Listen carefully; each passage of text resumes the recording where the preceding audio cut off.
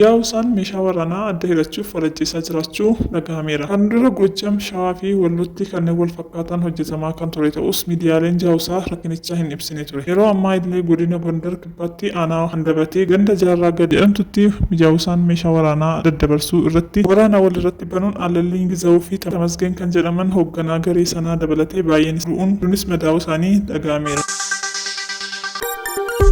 Guyyaa tajaajiltummaa sababeeffachuun kantiibaan bulchiinsa magaalaa Finfinnee aadde Adaanech Abeebee dabalatee ministeera geejjibaa fi loojistikii Dr. Alamuu Simee fi itti gaafatamtuu dhimmoota kaabinee waajjira muummee ministeeraa Alamtsahaay Paawulos waliin ta'uun konkolaachistoota otoobisii qaxxaamura biyyaa fi qaamolee damichaa tajaajila isaaniif galateeffataniiru. Waltajjicha irratti haasawaa kan taasisan aadde Adaanech qaamolee damee geejjibaa keessatti hirmaatan tajaajila isaaniif galatatu malaaf jira. Balaa tiraafikaa hir'isuuf konkolaachistoonni of eeggannoon konkolaachisuun lammiilee isaanii akka tajaajilan imaanaa jedhaniiru. Guyyaa tajaajila sababeeffachuun magaalaa Finfinneetti tajaajilli geejjibaa bilisaa kennamaa tureera.